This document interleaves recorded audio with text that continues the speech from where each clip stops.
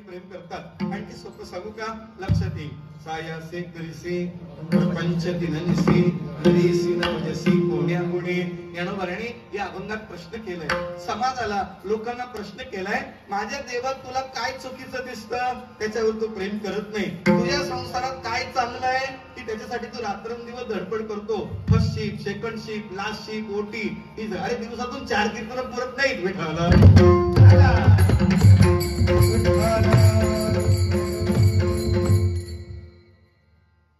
कीर्तनाची पण तयारी आहे नाही तर 5 कीर्तनाची तयारी 4 कीर्तनात चालली कळलं तर बरं होईल विठ्ठल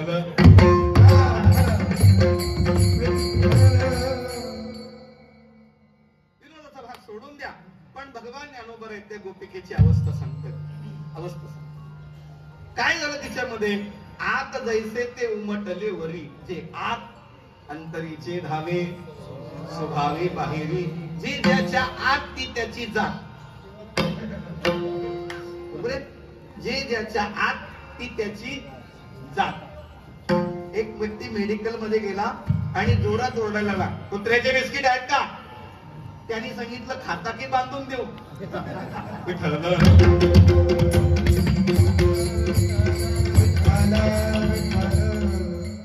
किमान त्याला माणसाचे बिस्किट आवडत नसावे असं विचार करूया विचार सोडून द्या तात्पर्य असं आहे जी जात जात म्हणजे काय ज्याला सोडून राहत नाही स्वभाव येतो जात म्हणजे स्वभाव आणखी सोपं सांगू का दाखल्यावर एक जात असते त्याच्या पुढे लिहिलेलं असतं पोट जात पण जात नाही नाही पोटासाठी ती जात आहे विठ्ठल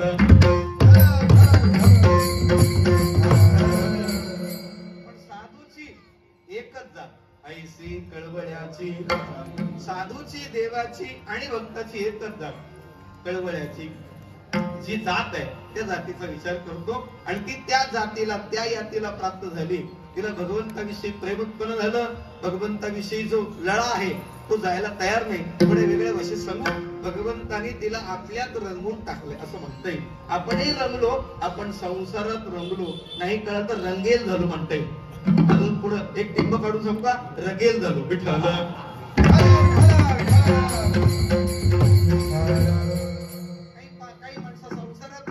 काही रंगेल आहेत पण देवात रंगलेली नाही रंगला या रंगी तुका विठ्ठल सर्वांगी तुका विठ्ठल सर्वांगी रंगला या रंगी रंगला रंगी रंगेरी श्रीरंगी काय बोलला असेल पाठ आहे आपल्याला काही प्रश्नच नाही पण रंगायची तयारी नाही विठ्ठल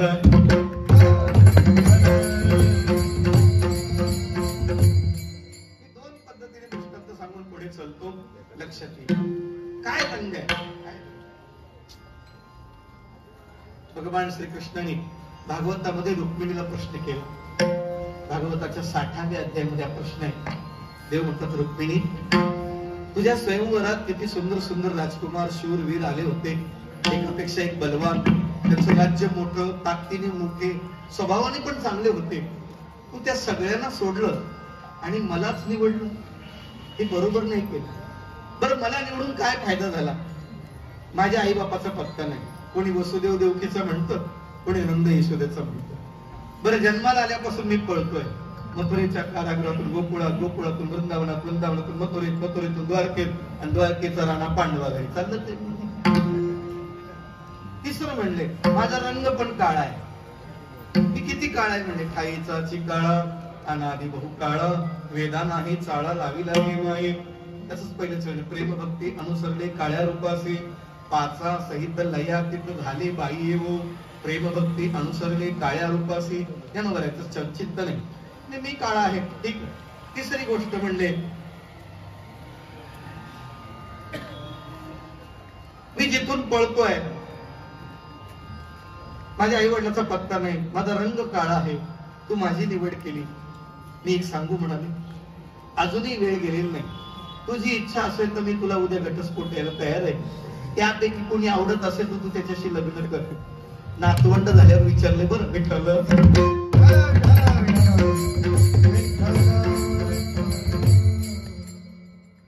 तुम्ही कधी प्रयोग करू नका सध्याची दुनिया वेगळी आहे विठ्ठल.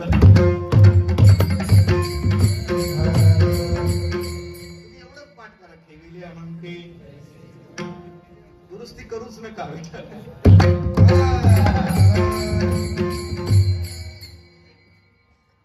आई साहेब खाली कोसळल्या, चक्कर येऊन पडल्या.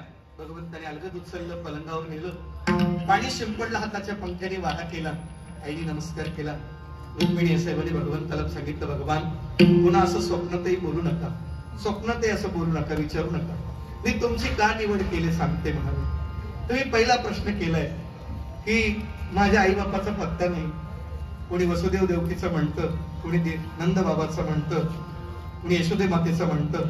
खरं सांगू, तुम्हीच जगाचे मायबाप आहात. पिता मत्स्य जगतो माता धाता पिता म्हणून तुम्ही जगाचे मायबाप आहे. तुम्हाला काय आई बापाची गरज आहे?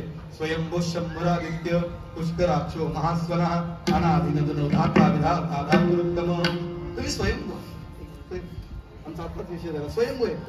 आता विचार नाही करायचा. ठीक, तू म्हणतात मी जन्माला आल्यापासून पळतो.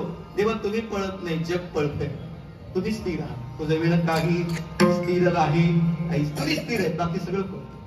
पृथ्वी फिरते का सूर्य फिरतो?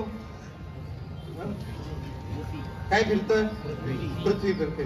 बरं पृथ्वी स्वतः भोवती फिरते की सूर्यभोवती फिरते?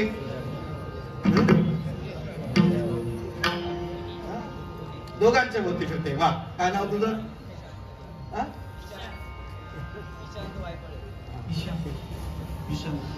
म्हातारा काय शब्द नाही. पृथ्वी स्वतः भोवती फिरते त्याला परिवलन म्हणतात, आणि सूर्याभोवती फिरते त्याला परिभ्रमण म्हणतात. स्वतः भोवती फिरायला तिला 24 तासाला काही मिनिटं कमी पडतात, पण सूर्याभोवती फिरायला तिला 365 किंवा 66 दिवस लागतात. विडावलं.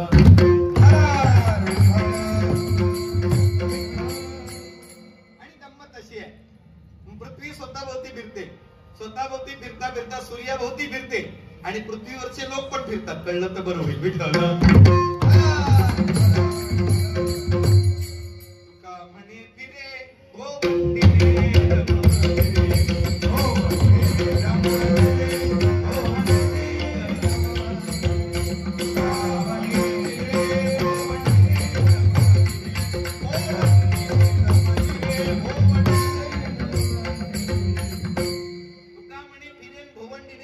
भोवंडी म्हणजे चक्कर येणं. फिरून फिरून दमल्यानंतर माणसं मग दम जिरल्यानंतर सांगतात आता आधार नाही कोणी, मग म्हणतात असा त्याचा अर्थ करायचा. थोडा वेगळं जाऊ द्या, विषय वाढवायचा नाही. तशी अवस्था तिने सांगितलं, भगवान तुम्ही स्थिर आहात, जग फिरतंय, माणसाचं मन फिरतंय. तुम्हाला मन नाही म्हणून मोह नाही, माणसाला मन आहे, मोह आहे. तुम्ही मन कधी स्वीकारता? भक्ताचा निर्विकार निरपेक्ष भाव पाहून मन स्वीकारता. ये यथा माम प्रपद्यन्ते तास तथैव भजाम्यहम्, असं भगवंतांनी सांगितलंय. आणि तुमचे शब्द आहेत असं रुक्मिणी साहेब म्हणतात.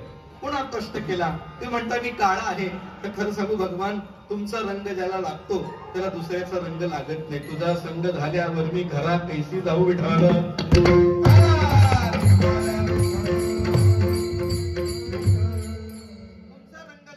जगाचा रंग उरत नाही.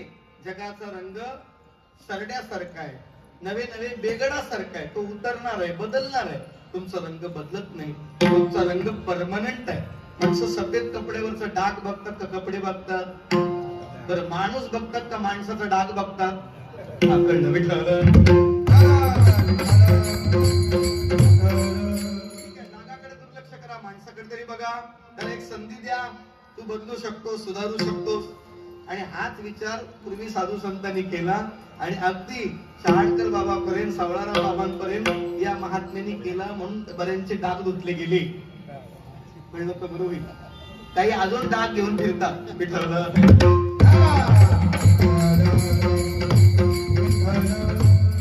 विषय तो नाही, पण करतात. आणखी माझ्याशीच का लग्न केलं असं जर तुम्ही म्हणत असाल तर भगवान असं सांगते, ऐसे वर को के भरू जो जन्मे और मर जाए, वर वर गोपाल जो मारो चुडलो अमर हो जाए. तिने सांगितलं अशा व्यक्तीशी काय लग्न करायचं? तुम्ही आणि मी अनादि दंपत्य आहोत. तुम्हाला जन्म मरण नाही, मला जन्म मरण नाही.